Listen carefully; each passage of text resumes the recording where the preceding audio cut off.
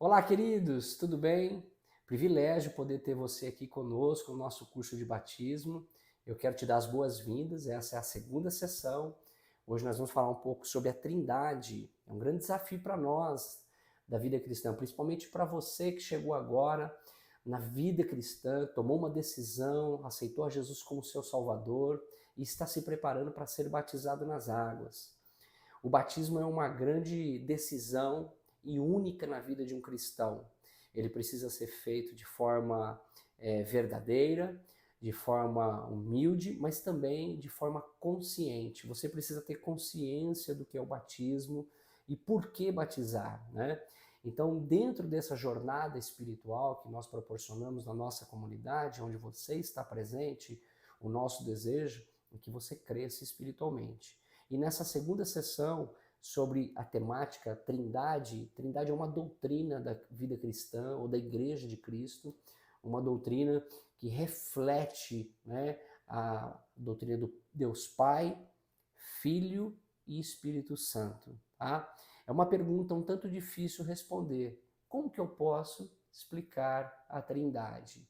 Não é tão simples explicar algo tão difícil, né? Dentro do universo teológico. Podemos dizer que é uma pergunta para ser respondida tanto às pessoas que estão chegando quanto aos mais antigos, né? O que de fato é e como que isso acontece na Escritura, para que eu tenha clareza de quem é Deus Pai, Deus Filho e Espírito Santo.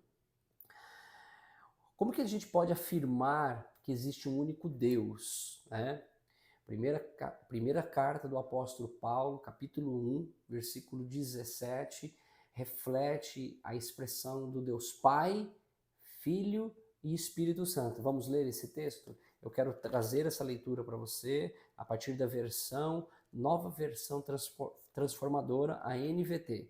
Primeira carta do apóstolo Paulo a Timóteo, capítulo 1, versículo 17. Deixa eu abrir aqui para você.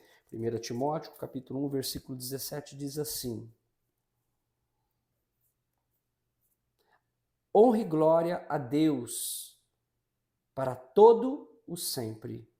Ele é o Rei eterno, invisível e imortal. Ele é o único Deus. Amém. Aqui Paulo está trazendo para nós, né, essa gratidão ao único Deus. Nós, como cristãos, não acreditamos em muitos deuses. Nós não somos dentro daquilo que a teologia chama de adoradores de outros deuses ou idólatras, né? Não, nós adoramos um único Deus. A essência desse Deus é essa que Paulo diz, né?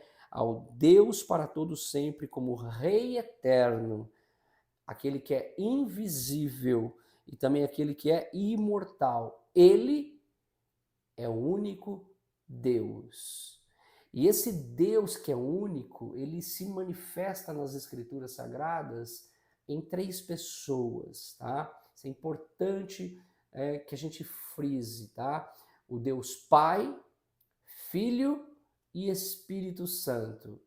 O que significa essa manifestação das três pessoas, né, em uma única substância que nós chamamos de divina? Substância eterna, Deus divino, e manifestações como pessoas, tá? O Pai, uma pessoa, o Filho, outra pessoa, e o Espírito Santo, outra pessoa, tá bom? Isso vai ficar muito bem claro para nós em Mateus capítulo 3, versículo 16.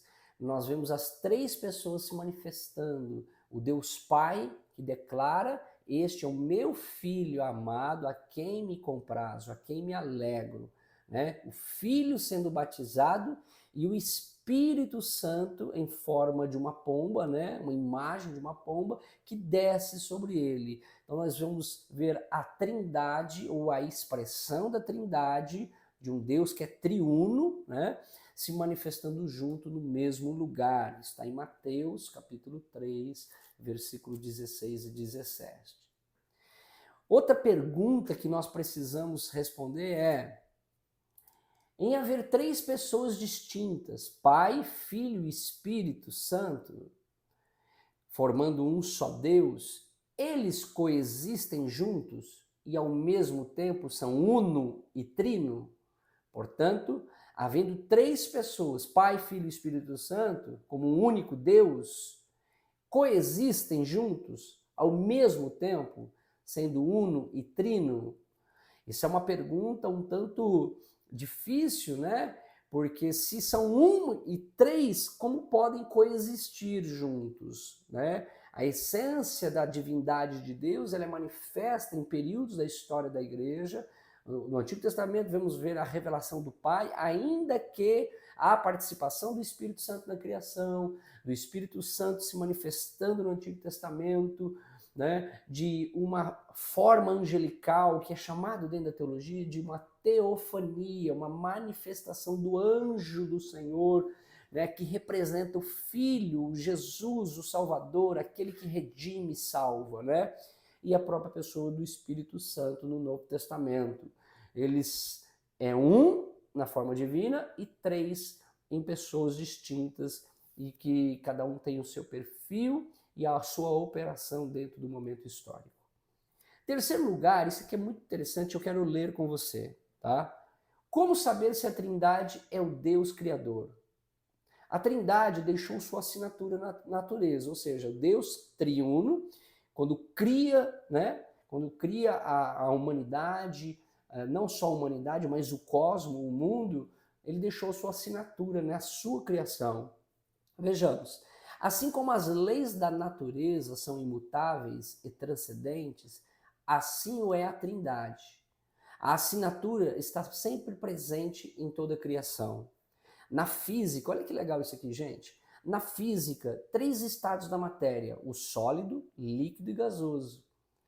Três dimensões no espaço: altura, largura e comprimento. Três medidas de tempo: passado, presente e futuro. Na química, olha que interessante isso.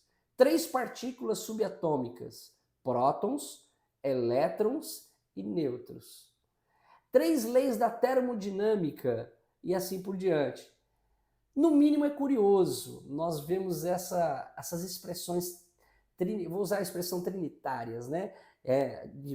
Se manifestando em três formas, sendo uma única coisa, né? Isso é muito importante, é assim que Deus também se manifesta, tá bom? A gente vê a figura do Pai. Quem é o Pai, né? O Deus que é Yahvé, ou seja, aquele que é portador da salvação, o Deus que luta por nós, né? O Deus que é por nós, que é Pai. Jesus vai ensinar a gente a orar ao Pai Nosso, né? Por isso o nome, né, para cada um se manifesta em um período da história. Pai, no Novo Testamento, né? O Filho e o Espírito Santo. Mas a figura do Pai é essa figura do Deus que luta por nós e que é por nós como Pai, como protetor e soberano. O Deus Filho, ele é representado para nós como o Messias, né? O prometido no Antigo Testamento. Jesus Cristo é o Emanuel, o Deus que se manifestou entre nós, o Deus presente, né? O Deus conosco. Isaías capítulo 9, versículo 6 até o 19, vai relatar a história do Deus Emanuel, aquele que habitou entre nós. João vai chamar que Deus habitou, ou seja, tabernaculou entre nós. O ambiente do Antigo Testamento, que era o tabernáculo, uma tenda onde Deus se manifestava no tabernáculo, né?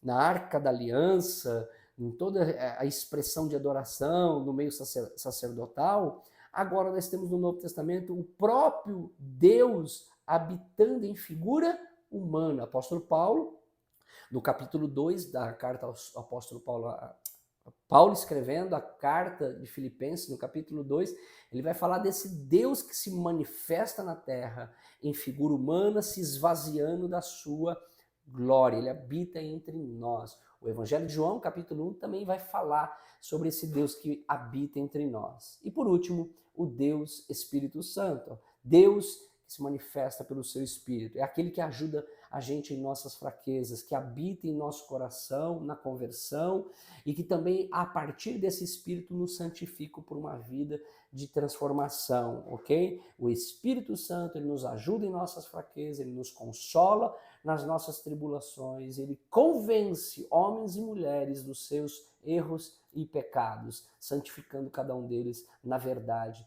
do Senhor, tá bom? É assim que nós terminamos esse momento da segunda sessão falando sobre a Trindade, um Deus que é a essência divina que se manifesta em três pessoas, tá bom? Deus abençoe e até a nossa próxima sessão.